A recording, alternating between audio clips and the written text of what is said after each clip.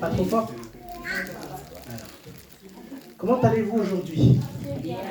J'aime bien toujours commencer par ça, après. J'aime bien savoir que vous allez bien en face de moi. Et si jamais vous n'avez pas bien, j'espère qu'à la fin de cette prédication, vous vous sentez mieux par la grâce de Dieu. Alors, samedi dernier, sabbat dernier, vous vous rappelez de ce qui s'est passé ici à l'église? Oui. C'était conseil. Oh, célébration. Au début, en fait, je n'étais pas du tout censé participer à cet événement, ni assister à cet événement. Mais les faits ont fait que finalement, j'ai assisté à ça, j'ai participé à ça. Et c'était vraiment une très belle expérience pour moi. Et c'est pour cette raison que j'aimerais partager avec vous ce matin, comme réflexion en fait, ce que j'ai senti et comment j'ai vécu cette journée. Mais tout d'abord, j'aimerais faire un constat avec vous. D'accord? Donc, pendant cette prédication, j'aimerais aborder avec vous 2 points. Mais avant ça, j'aimerais voir avec vous si vous êtes d'accord avec moi. Est-ce que vous êtes d'accord que la vie est dure?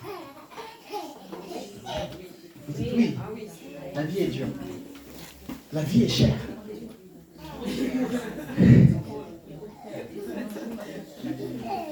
Souvent, la vie est remplie de malheur, de tristesse, de peur, plus que de joie. Je n'ai pas dit qu'il n'y a pas de joie. Si, oui. De manière générale, il y a plus de... On va dire, il y a moins de joie que de malheur. Vous me le concédez, j'espère. Vous êtes tous d'accord avec moi? Souvent, en fait, on a l'impression que chaque jour nouveau est un combat, un nouveau combat.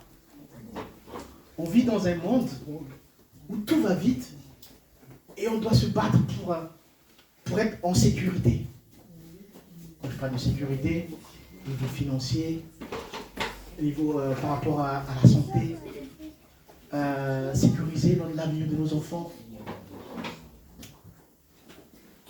En fait, notre boussole est orientée vers ça, à la recherche de la sécurité, du combat tous les jours. On combat contre la vie. On est malmené.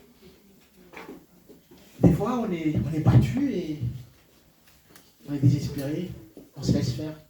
On subit des choses et on dérive dans la vie. On suit le mouvement de la vie. On se dit, la vie va nous emmener là où elle va nous emmener. On n'a plus le contrôle. C'est triste, le constat que je fais. Je ne vais même pas parler des guerres qui existent actuellement. Mais tout ce que j'ai dit suffit, je pense, pour montrer que la vie sur cette terre est vouée. Et pourtant, nous vivons sur cette terre. On est là.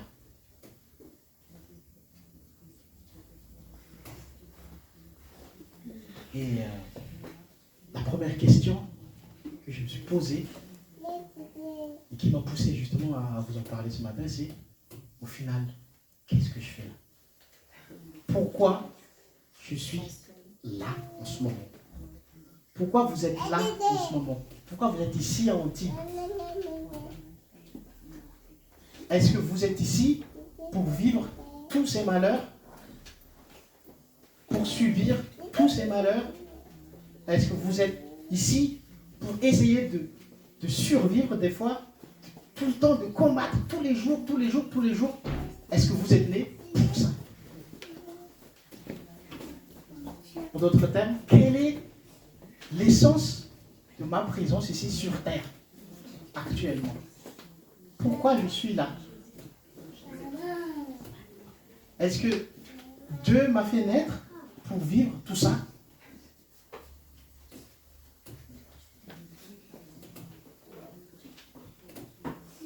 Essayez de répondre à cette question. quel est l'objectif? Est-ce que vous avez un objectif sur cette terre? Quelle est la chose qui vous motive quand vous vous levez le matin?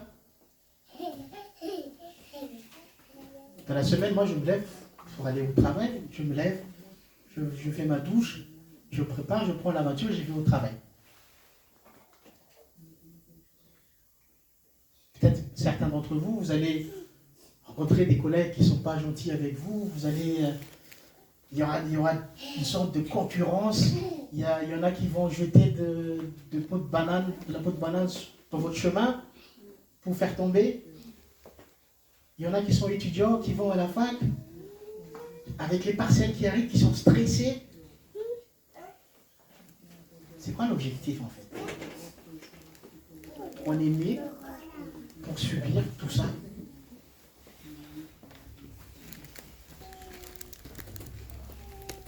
J'aimerais lire avec vous le texte que nous connaissons par cœur. Jean, chapitre 3, verset 16.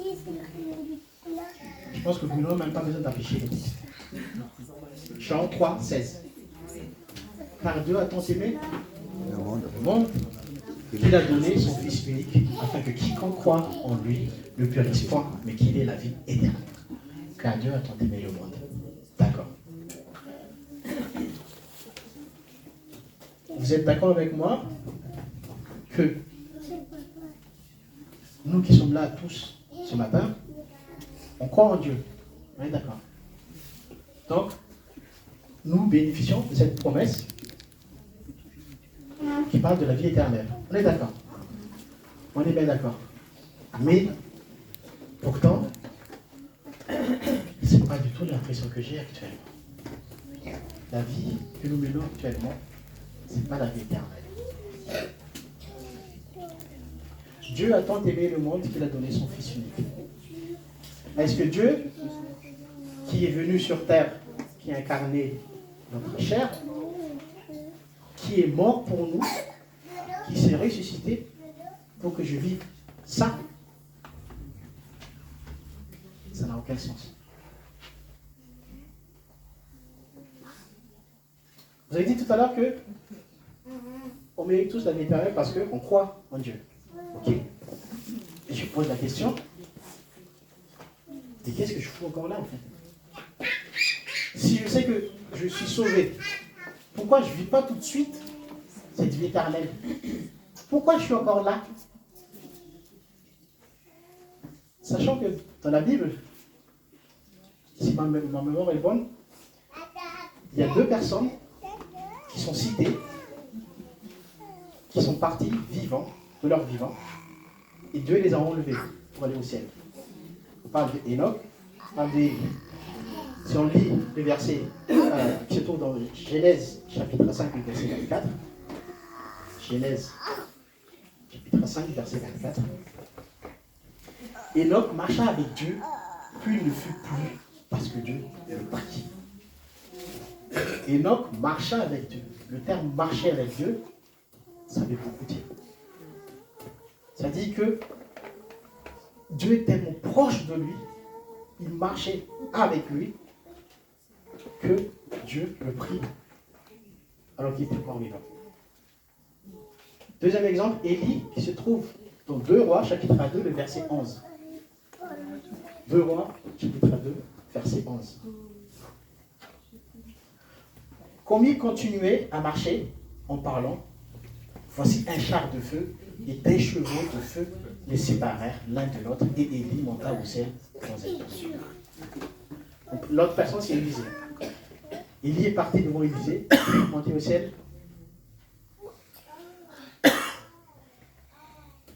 Dans un char de feu et des chevaux. Bon, la question, mais en fait, on peut quand même profiter de cette vie éternelle maintenant. Parce que c'était tellement apprécié par Dieu. Parce qu'Élie, qui ne connaît pas Élie, c'est un prophète vraiment très apprécié par Dieu. Élie et Enoch, ils sont partis. Et nous, alors, qui sommes ici encore sur terre, ça veut dire que nous ne méritons pas cette vie éternelle. C'est pour ça que nous sommes encore ici. Pourquoi? Alors que nous tous, comme Élie et Enoch, nous croyons en Dieu, même Dieu. Pourquoi on est là? Quel est votre rôle ici, actuellement, sur cette terre? Pourquoi Dieu vous a mis là en ce moment? Pourquoi vous n'êtes pas encore pris par Dieu pour aller au ciel? Pourquoi vous êtes encore là? Alors que le monde qu'on vit, après le constat qu'on a fait au début, ce n'est pas un monde meilleur. Essayez de répondre à ma question. Qu'est-ce que je fais encore là? Je suis sauvé, et pourtant je suis encore là. Finalement, je ne suis pas sauvé parce qu'il y en a qui sont déjà partis. C'est l'impression que ça donne. Mais la Bible dit, ils vivent pas, enfin, la Bible ne dit pas qu'ils sont en train de vivre la vie éternelle. Ils sont juste été mis à part.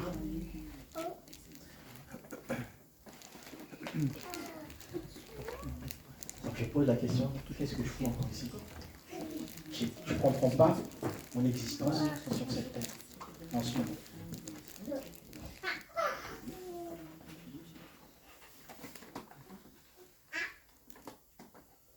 Et nous allons voir dans les versets suivants que les apôtres aussi se sont posés cette question. Ils l'ont posée à Jésus directement. Nous allons lire les versets suivants dans Actes chapitre 1. Chapitre 1, Actes. On connaît tous l'Acte. Parle des apôtres. Actes chapitre 1, les versets 1 à 11. On va lire tranquillement. Théophile, j'ai parlé dans mon premier livre de tout ce que Jésus a commencé de faire et d'enseigner dès le commencement. Jusqu'au jour où il fut enlevé au ciel, après avoir donné ses ordres par le Saint-Esprit aux apôtres qu'il avait choisis. Après qu'il eut souffert, il leur apparut vivant et leur en donna plusieurs preuves, se montrant à eux pendant 40 jours et parlant des choses qui concernent le royaume de Dieu. Vous voyez bien le contexte du texte. Jésus, il rappelle, enfin, l'auteur, c'est probablement Luc, qui raconte que Jésus, quand il est ressuscité, il a passé 40 jours avec ses apôtres. Ils ont parlé du royaume des cieux. D'accord? Le texte continue. Comme il se trouvait avec eux, il leur recommanda de ne pas s'éloigner de Jérusalem, mais d'attendre ce que le Père avait promis, ce que la Père avait promis, ce que je vous ai annoncé, leur dit-il. Donc Jésus qui dit à ses apôtres, restez encore à Jérusalem, parce qu'il y a le Père qui vous a promis encore quelque chose. Ah. Jésus ressuscité, on est sauvé, le Père nous promet quelque chose, la vie éternelle. On continue le texte. Car Jean, si Jésus continue à parler, car Jean a baptisé d'eau, mais vous, en peu de jours, vous serez baptisés du Saint-Esprit. Alors les apôtres réunis lui demandèrent, Seigneur, est-ce ce temps que tu rétabliras le royaume d'Israël? Et on a la question. Ils ont vu Jésus, ils ont cru Jésus. Jésus leur a promis qu'il y aura le Saint-Esprit qui va agir en eux. Tout de suite, ils ont posé la question, ça y est, c'est fini. C'est le bon moment qu'on va vivre le royaume de Dieu parce que Jésus en a parlé. Jésus, qu'est-ce que Jésus répond? Verset 7. Il leur répondit, ce n'est pas à vous de connaître les temps ou les moments que le Père a fixés de sa propre autorité. Mais, vous recevrez puissance, le Saint-Esprit survenant sur vous, et vous serez mes témoins. À Jérusalem, dans toute la Judée, dans la Samarie, et jusqu'aux extrémités de la terre. Après avoir dit cela, il fut élevé pendant qu'il le regardait, et une nuée, le deux repas, allait le suivre. On va peut-être s'arrêter sur le verset 9. C'était là, d'après le texte, après que Jésus ait dit cela, lui, il est parti. Si on revient au verset 2, je crois. Tu peux revenir au verset 2, verset 1, s'il te plaît, ou non? Voilà. Jusqu'au jour où il fut élevé au ciel. Après, ça va donner ses ordres par le Saint-Esprit aux apôtres qu'il avait choisis. Jésus a ordonné par le Saint-Esprit aux apôtres quelque chose avant qu'ils ne partent. Et le verset 9 nous dit, après avoir dit qu'il fut élevé pendant qu'il regardait, et il muait de en bas les yeux. Verset 8, s'il te plaît. J'aimerais bien rester sur ce verset 8. Mais vous recevez une puissance, le Saint-Esprit, sur vous, et vous serez mes témoins à Jérusalem. Vous savez ce que c'est un témoin? Oui? Qui a vu la scène? Parle souvent de témoin oculaire. Vous serez mes témoins à Jérusalem. Pourquoi il parle de témoins? Est-ce que vous imaginez que juste une poignée de personnes a vu Jésus ressuscité? Quand on vous parle de témoigner, c'est vraiment, dans sa version littérale, c'est dire qu'on a assisté à la scène, on a vu, pour certifier que ça existait. Un témoin. C'est ça qu'on appelle un témoin. Les apôtres ont dit à Jésus, posé la question à Jésus, ah, t'es revenu, mais maintenant nous allons partir maintenant.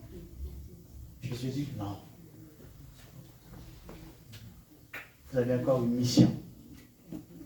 Étant donné que vous avez assisté à la scène, vous êtes des témoins. Le mot témoignage vient de témoin. Il y a la partie témoin là-dedans. Vous imaginez si eux, ils étaient partis avec Jésus-Christ, ils étaient combien? 13, 12, je ne sais plus. Alors, qu'en est-il du reste du monde? Il n'y a plus personne qui pourrait certifier, dire que Jésus était ressuscité. C'est pour ça que Jésus a dit, non, vous ne partez pas tout de suite.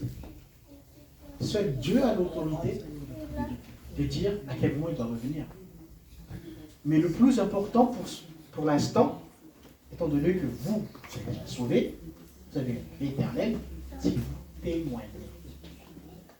C'est le dernier, je ne vais pas dire ordre parce que c'est trop mission que Jésus a laissé aux apôtres. Vous devez être témoins à Jérusalem, dans toute la Judée, dans la Samarie et jusqu'aux extrémités de la terre. Seules quelques poignées de personnes avaient cette mission pour parler de ce qu'ils ont vu, de ce qu'ils ont cru au reste du monde. S'ils étaient partis tout de suite, on serait foutus en fait. Vous et moi, qu'est-ce qui serait resté pour nous s'ils étaient tous partis à ce moment-là?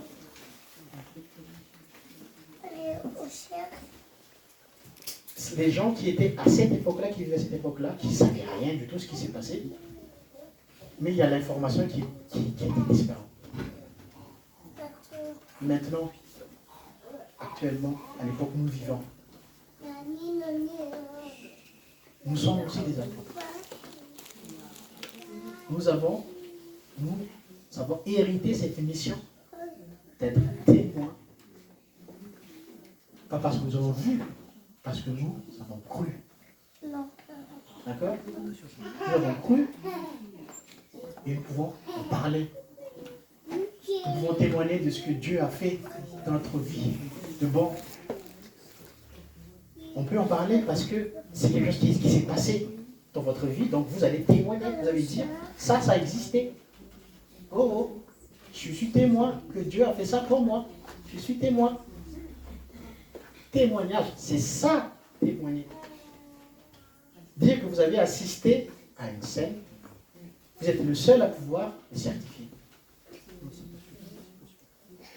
Et si vous ne faites pas ici à Antibes, que va devenir les gens autour qui ne connaissent pas encore cette bonne nouvelle? Qui va le faire si vous, en tant que témoin, vous n'endossez pas votre rôle de témoin si vous ne portez pas le message à ces gens-là? Qui va le faire à votre place? Dites-le-moi. Qui va le faire?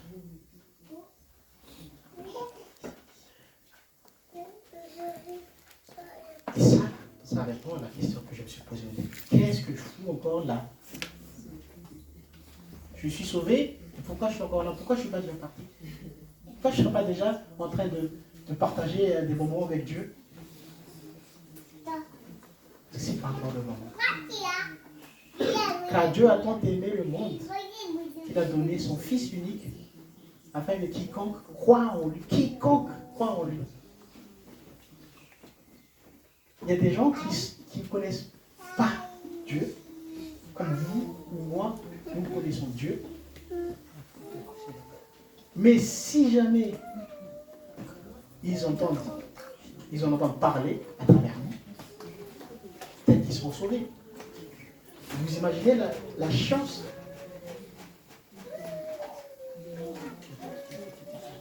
ce qu'ils ont parce qu'on est là. Si vous ne témoignez pas, ces gens-là ne vont pas connaître Dieu et peut-être qu'ils ne seront pas sauvés. Et c'est ça, pour ça, que moi, Tito, Dieu m'a mis ici à Antibes aujourd'hui. C'est ça la réponse à ma question. Il ne faut pas se tromper d'objectif. Lorsque vous vous levez le matin, ce n'est pas pour courir après le travail, après la richesse, courir après un objectif. Ce n'est pas ça notre objectif. Vous vous levez le matin parce que vous avez une mission qui est utile. Il ne faut pas oublier cette mission. On devrait tout faire pour être en accord avec cette mission. Mais souvent, la vie est tellement dure qu'on est embarqué là-dedans et on perd de vue l'objectif initial. Parce qu'on a des problèmes de santé, parce qu'on a des problèmes d'argent. Et on essaie d'abord de se sortir de ce problème. Et au final, ça devient un problème majeur, ça devient un objectif ultime à atteindre. Alors que notre première mission, c'est de témoigner. C'est pour ça que nous soyons là. C'est pour ça que nous sommes là. Posez-vous vraiment la question. Pourquoi vous êtes là à ce moment-là? Ce n'est pas une question philosophique. C'est vraiment, qu'est-ce que je suis? Pourquoi je suis là à ce moment? Pourquoi je suis? Vous habitez où? Chacun à Cannes, à Antibes, à Nice. Pourquoi vous êtes là? Dieu ne vous a pas placé là par hasard. Votre vie n'est pas un hasard. C'est que vous avez une mission. C'est de parler, de témoigner de Dieu aux gens. Ça, c'est notre mission. C'est notre existence sur cette terre actuellement. Il ne faut pas l'oublier. Je vous concède, la vie est dure, on a dit tout à l'heure. Il y a la tristesse, il y a des malheurs, il y a la peur. Mais ne laissons-nous pas être embarqués là-dedans. Gardons le cap qui est notre mission, c'est de témoigner.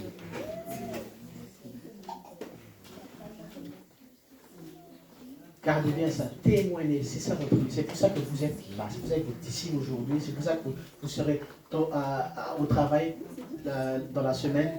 À chaque fois que vous êtes à un endroit précis, dites-vous quelle est ma mission. Quitte à ce que ça devienne une obsession pour vous, mais c'est ça votre mission. C'est pas de courir après la gloire, courir après la richesse, critiquer les gens ou faire de la recherche scientifique. Tout ça, pourquoi? Pour mourir après. Ça n'a aucun sens. Donnez-vous un sens à votre vie. Votre mission, c'est témoigner. Et ça m'a beaucoup, je reviens maintenant à ce qui s'est passé samedi, ça m'a beaucoup aidé à accepter et à endosser ce rôle de témoigner. Parce que vous avez tous été témoins de ce qui s'est passé samedi matin. Il y a eu un problème d'organisation, on va dire, un problème de communication. Et au final, le conseil qui devait se tenir à 20h, à 19h, c'est devenu à 18h. Et donc, du coup, il fallait s'adapter, il fallait distribuer des flyers. Et ça, je lui dis, ça, c'est pas mon truc. Interpeller les gens comme ça dans la rue, c'est pas mon truc. Parce que moi, si on m'interpelle comme ça dans la rue, je serai méfiant.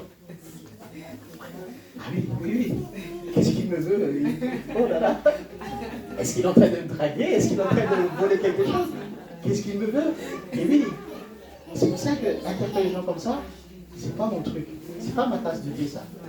Il y a des gens, je dis, il y a des gens qui sont à l'aise avec ça, mais moi je suis pas du tout à l'aise avec ça. Mais après le repas, Bruno a dit, d'où tu viens? Tiens, tu dois distribuer ça. J'ai dit, dans quoi tu m'as embarqué, Bruno? Pourquoi tu m'as embarqué? Et donc, du coup, j'étais pas bien. Me connaissant, je dis, en plus, je regardais comme ça, bah, la pile. Au début, ça faisait ça. Après, on m'a rajouté, ça faisait ça. Ça, après, ils sont sortis de l'auberge. Mais, je me dis, bah, on va quand même y aller parce que, voilà, c'est quand même ma mission, je vais y aller. Sachant qu'au début, je me dis, je n'étais pas du tout censé assister au concert. Je n'étais même pas censé être là. Mais les faits ont fait que je suis là, je me retrouve là. Donc, on était une dizaine de personnes, je crois, avec des enfants. Avec des enfants, on en fait 2 groupes. Et chaque groupe, en fait, a pris une direction différente de l'autre, de celle que l'autre groupe avait pris, pour être efficace et pour couvrir le maximum de zones. Et donc, moi, je me retrouve avec Bruno et David. Et donc,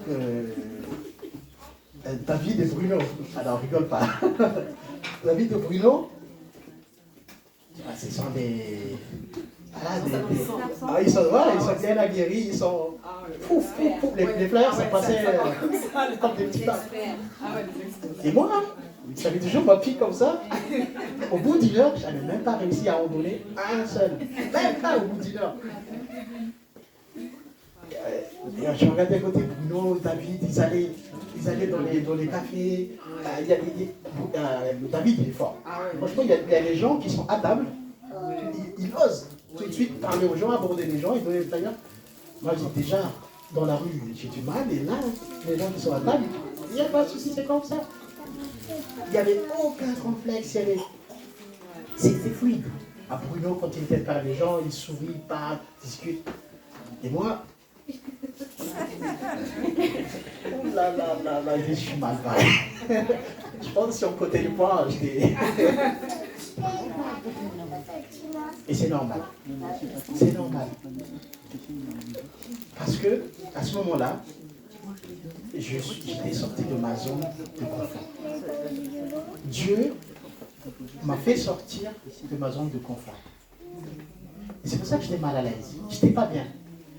Et je vais vous montrer l'exemple tout à l'heure, qu'on retrouve ce trait dans un personnage biblique que vous connaissez très très bien, qui est Moïse.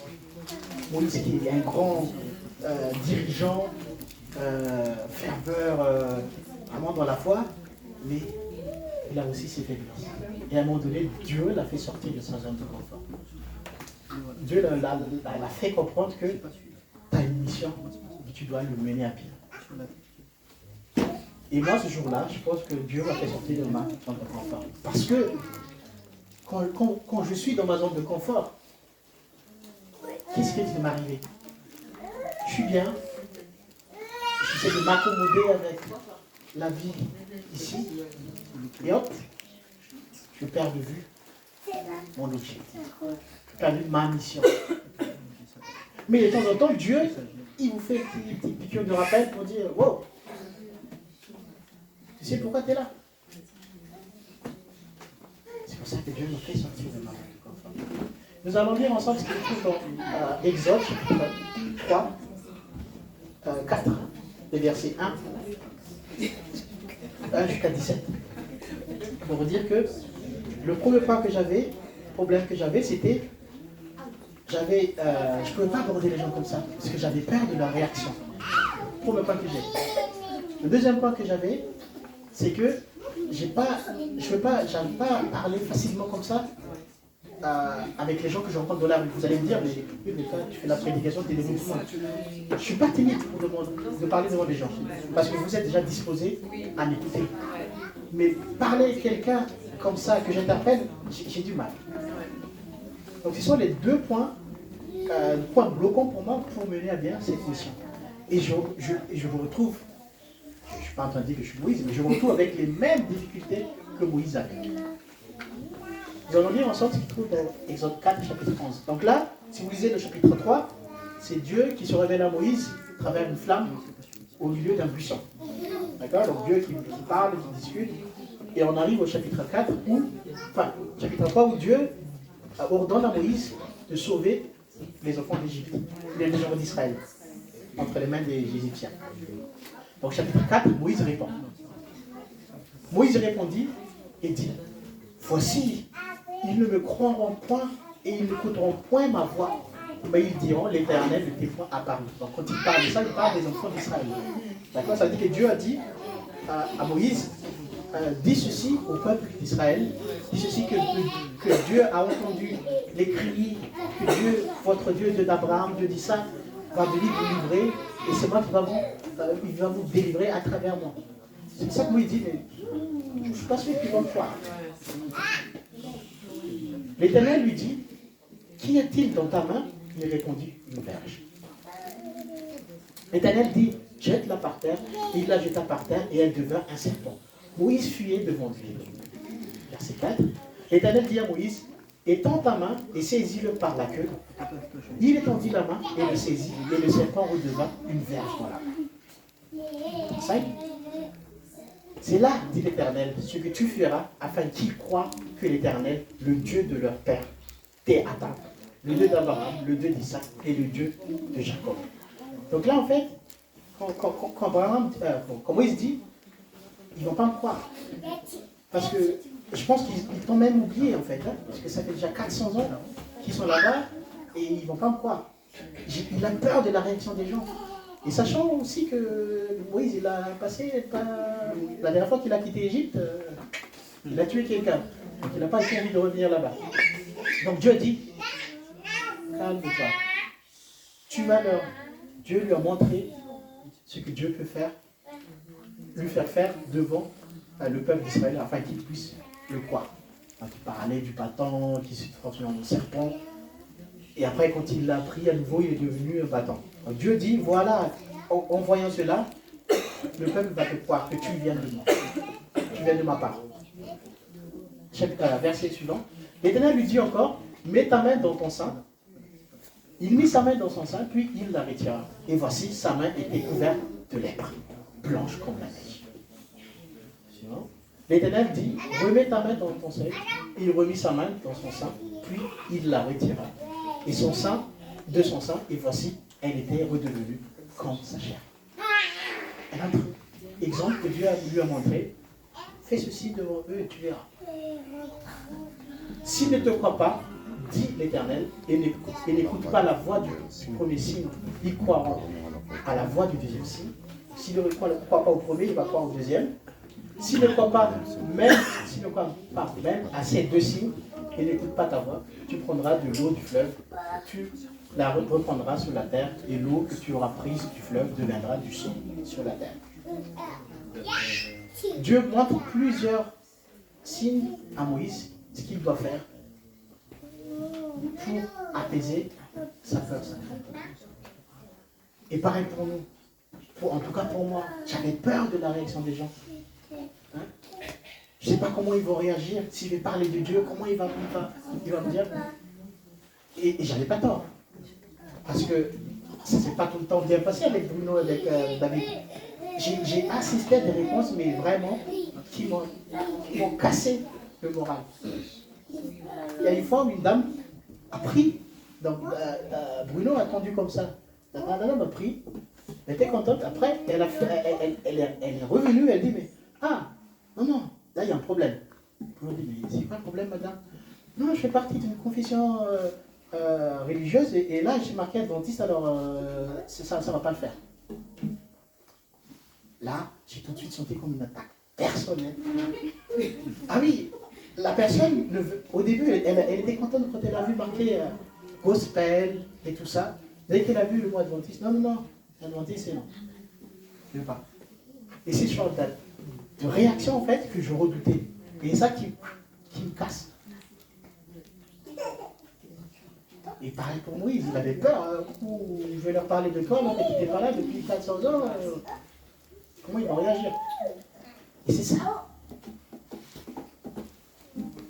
C'est vrai pour moi, je ne sais pas pour vous, si vous vous retrouvez là-dedans, mais en tout cas, sachez que vous n'êtes pas le seul.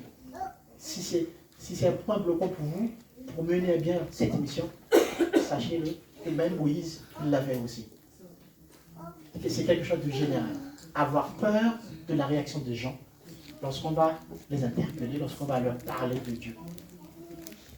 C'est un point pour nous tous. Donc, une fois que Dieu a dit à Moïse, ok, le premier point que tu as soulevé, je t'ai donné 3 solutions. Et là, Moïse dit, mais en fait, ici, c'est de se trouver des excuses qui sont justifiées, qui sont vraies. Hein? Parce que nous aussi, on n'a pas envie de faire notre mission parce qu'on se donne des excuses des fois. Et sachez que Dieu est là toujours pour nous rappeler, c'est ça ton problème, je vais te donner des solutions. Maintenant, vas-y. Moïse dit à l'Éternel, ah Seigneur, je ne suis pas un homme qui ait la parole facile. Et ce n'est ni d'hier, ni d'avant-hier, ni même depuis que tu parles à ton serviteur, car j'ai la bouche et la langue embarrassées. Et je me retrouve dans ce que Moïse t'a dit. Je ne suis pas à l'aise d'interpeller les gens comme ça et de leur parler. Je bloque directement. Je ne sais pas qu'est-ce que je dois leur dire. Deuxième point bloquant. Pareil pour Moïse. Et Dieu a dit, t'inquiète. L'Éternel lui dit, qui a fait la bouche de l'homme?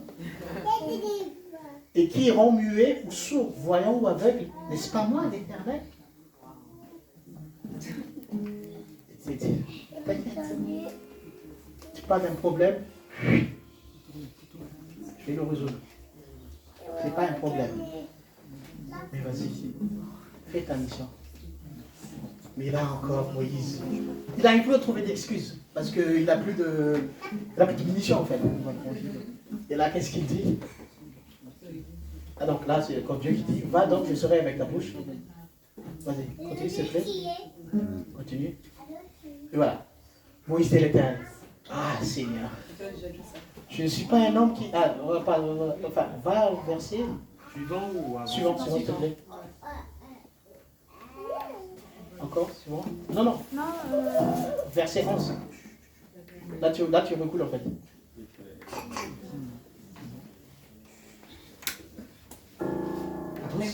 Douce, s'il te plaît. Voilà, 13. Voilà, c'est la réponse de Moïse. Après tout ce que Dieu a répondu, il dit, ah Seigneur, on voit que tu voudras envoyer. Si vous lisez d'autres versions, Moïse dit, on voit quelqu'un d'autre. C'est ça la citation de Dieu. Il a sorti toutes les excuses et Dieu a dit tac, tac, tac, tac. Elle a pas dit, mais il n'a plus d'arguments. C'est bon, on voit quelqu'un d'autre. C'est pas moi. En fait, le problème, c'est pas les défauts qu'on a. C'est pas ça le problème. C'est juste parce qu'on n'a pas envie de mener cette mission. Et Moïse, il est sincère, il dit, mais on voit quelqu'un d'autre. Mais Dieu, quand il vous appelle, il ne lâche pas. Dieu s'est mis en colère. Et Dieu répond, verset 14. Alors la colère de l'Éternel s'enflamma contre Moïse et il dit, n'y a-t-il pas ton frère Aaron le Lévite? Je sais qu'il parlera facilement. Le voici lui-même qui vient au-devant de toi et quand il te verra, il se réjouira dans son cœur. Tu lui parleras et tu mettras les paroles dans sa bouche et moi, je serai avec ta bouche et avec sa bouche et je vous enseignerai ce que vous aurez faire. 16. Il parlera pour toi au peuple, il te servira de bouche et tu tiendras pour lui la place de Dieu. Verset 17. Prends dans ta main cette verge avec laquelle tu vas.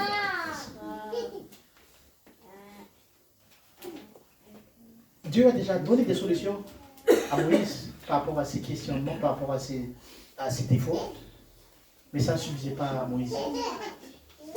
Même si Dieu était en colère, il propose encore une autre solution. Ok, tu ne sais pas parler en public, tu ne sais pas parler à mon peuple, je vais t'envoyer ton frère pour parler à la place. Juste à cela, Moïse est parti. Et ça, j'aime bien cette dernière partie. Ça montre bien que mener cette mission seul, psychologiquement, c'est dur. Et c'est pour ça que Dieu a tenté de dire, ah, je vais quand même te donner Aaron à côté de toi. Et Aaron, c'est qui? C'est son frère. Donc, quand nous allons mener notre mission, on a besoin d'un frère à côté de nous, chers frères et sœurs, pour nous épauler. Parce que c'est dur. C'est dur. Enfin, moi, en tout cas, si j'étais tout seul, un samedi, en train de distribuer les fleurs, et je me prenant ce truc, genre, ah, mais j'ai un problème avec ça. Non. Si j'étais tout seul, j'aurais jeté les fleurs, je serais parti. Mais Dieu nous envoie jamais seul. On s'est toujours accompagné. Heureusement qu'il est Dieu. David et Bruno étaient là pour m'épauler, pour me dire, malgré le fait que au bout d'une heure, j'ai toujours pas réussi à en distribuer un, j'ai toujours pas abordé quelqu'un, ils m'ont tout le temps soutenu, ils m'ont dit, courage, t'inquiète, ne laisse pas. Voilà. Et ça, ils étaient mon avant en fait. Ce sont des frères qui étaient là pour me soutenir dans cette mission. On ne va jamais faire la mission tout seul. Et Dieu l'a compris. C'est pour ça qu'il a mis Aaron avec lui. C'est Aaron qui va parler. Cette fois-ci, c'est Aaron qui va parler pour lui, parce que c'est la solution que Dieu a retenue. Mais pour moi, c'était plus le soutien moral, psychologique dont j'avais besoin, en fait, que j'ai retrouvé dans Bruno et David. Heureusement que vous étiez là. Et en plus, ils se sont jamais moqués de moi. Genre, oh, regarde, t'es seul là, même pas. Et du coup, je commençais à poser des questions, mais qu'est-ce que je fous là en fait? À un moment donné, j'avais même plus, j'ai même plus, comment dirais-je, le fait de distribuer des frères, en fait, je ne l'ai même plus assumé. Dès qu'ils s'approchaient des gens, je me cachais derrière eux. J'assumais pas mon rôle en fait. À cause de ces deux défauts. J'assumais pas mon rôle. Je me dis, qu'est-ce que je fous là? Et après, je dis, c'est pas normal. C'est pas normal. Donc, du coup, j'ai pris mon courage à deux mains. J'ai commencé à aborder quelqu'un. Première personne, je me suis pris un vent. Waouh! Non. Deuxième personne, non. Troisième personne, 3, 4, 5.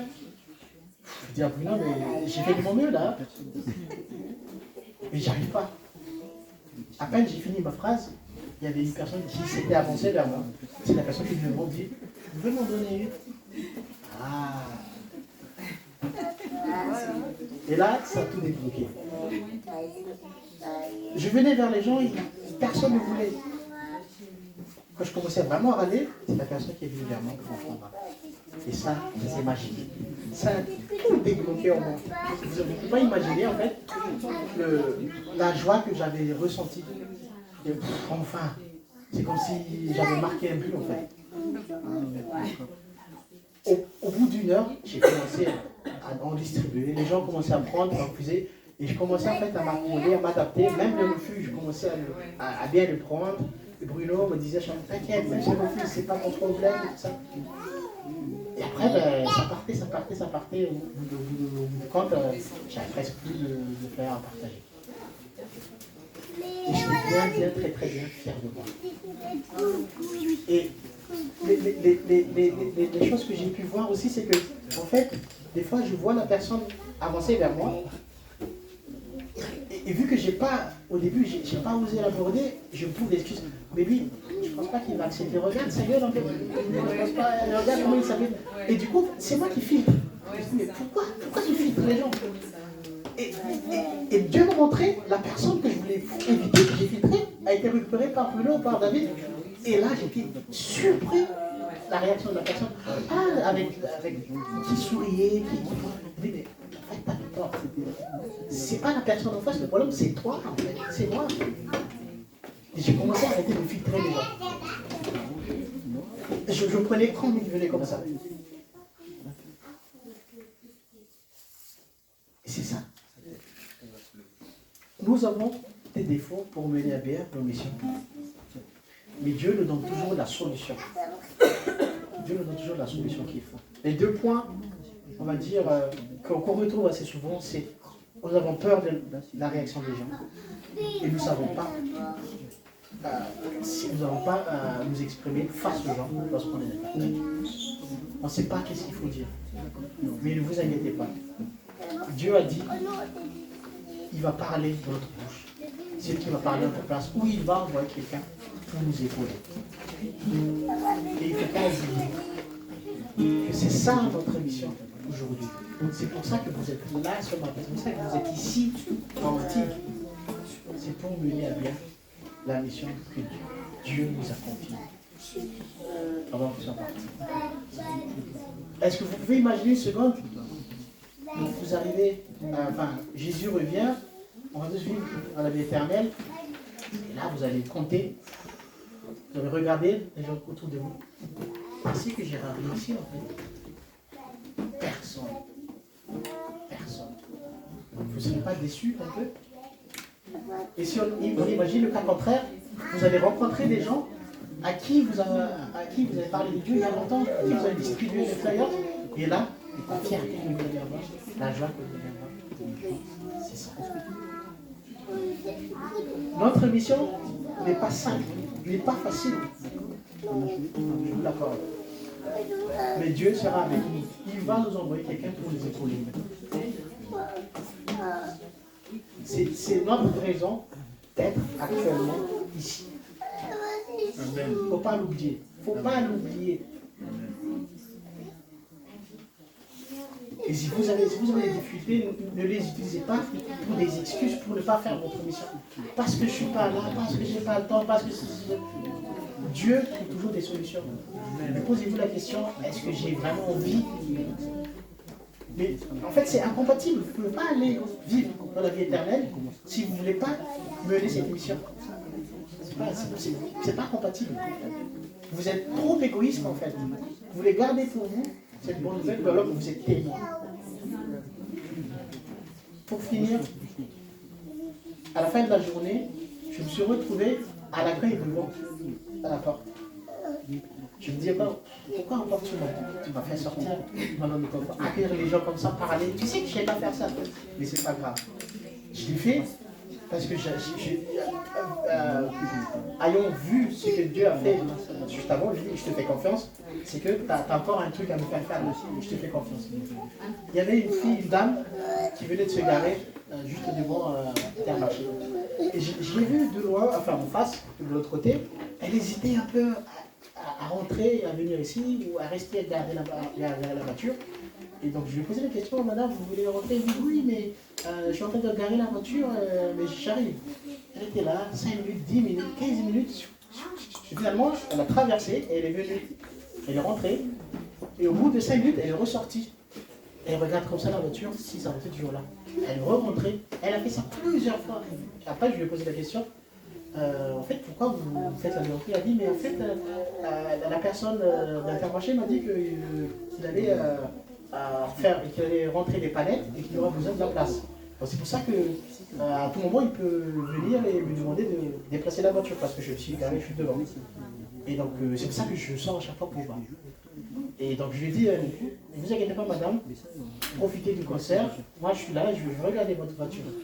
Elle a souri comme ça, elle m'a dit, ah, ok, d'accord. Ouais, ben, je vais rentrer alors. Je lui ai dit, allez-y, madame, je suis là pour ça. Et en fait, elle est encore revenue deux fois. Et je lui ai dit, mais la personne n'est pas encore arrivée. Et au final, elle m'a dit, Vous savez, j'ai mes clés. Je peux vous les confier. Et si jamais la personne elle revient, je peux déplacer ma voiture. Je lui dis, mais dans ma tête, elle me donne sa clé de voiture, je pourrais partir avec, en fait, il ne peut revenir. Mais, pour vous dire qu'en fait, j'étais tellement agréablement surpris que au début, je pensais que ces gens-là, j'avais peur de leur réaction quand je distribuais les flyers. En fait, ces gens-là, c'est pas comme l'idée conçue que j'avais dans ma tête.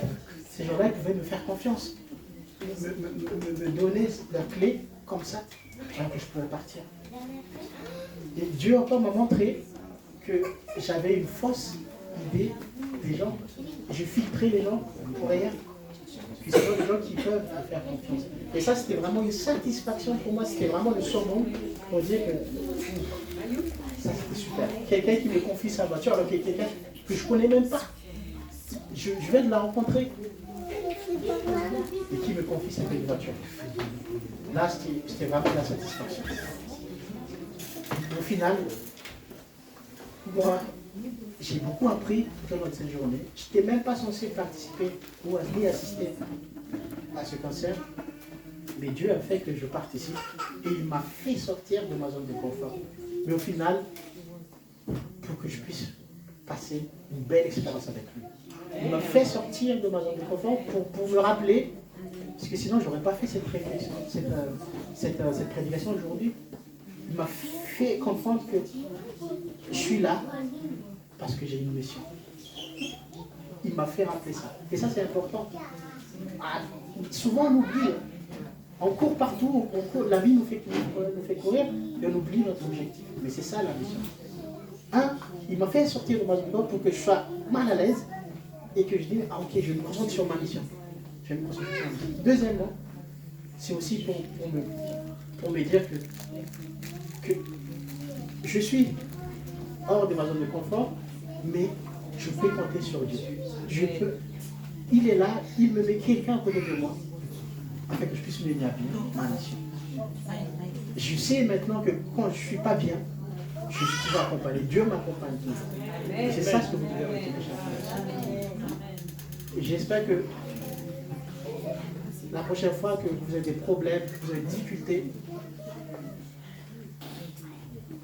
peut-être que vous allez penser à ça.